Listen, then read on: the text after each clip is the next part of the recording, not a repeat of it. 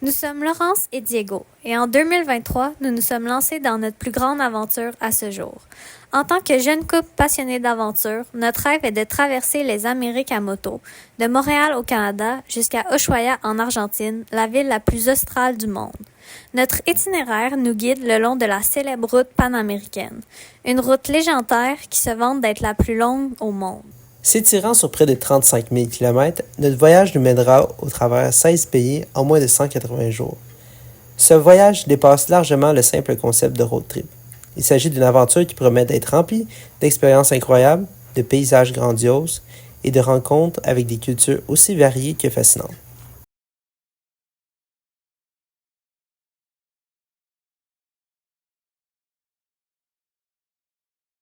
Une grosse aventure comme celle-ci, ça se planifie sur une longue période.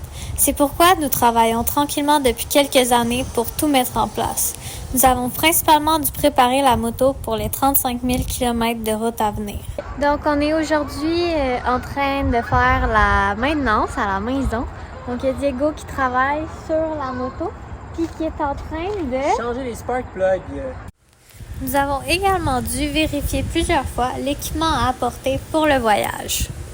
Bonjour, il est le 4 juin 2023, puis on est en pleine préparation pour partir vers Ushuaia. Donc, en ce moment, on est en train de vérifier notre kit d'outils, s'assurer qu'on a de tout. Fait que, en ce moment, on a déjà fait une liste, mais on est en train de repasser au travers, s'assurer que tous nos outils fonctionnent, qu'on a les bons outils. Parce que quand on est sur la route, ça peut être le temps de chercher. Finalement, c'est le 28 septembre 2023 que nous sommes partis, après des centaines d'heures de préparation.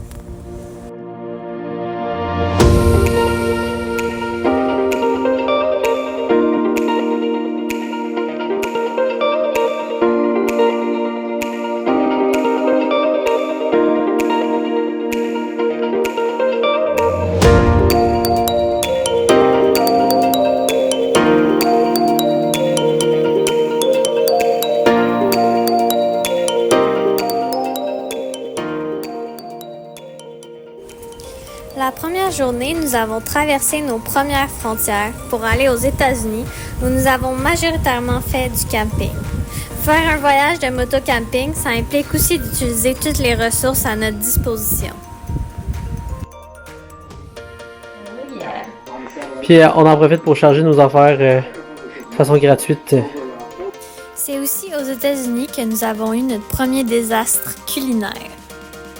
On a essayé de faire des œufs, mais on n'avait rien comme beurre ou quoi que ce soit pour graisser la pomme. Fait que ça a tout brûlé puis collé puis ça goûte pas. J'ai acheté 6 œufs et je me suis dit je vais faire ça dans une belle petite poêle en aluminium comme ça.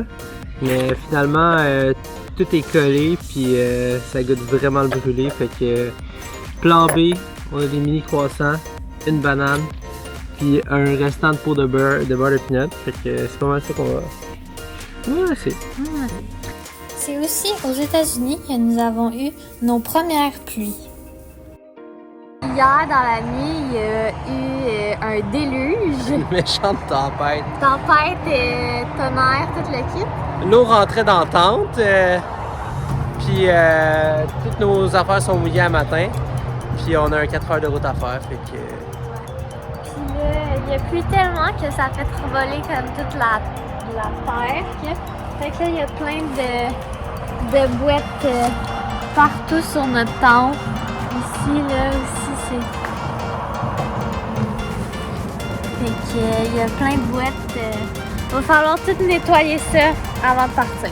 Mais c'est quoi la bonne nouvelle? C'est que ce soir, on dort à l'hôtel. Yes!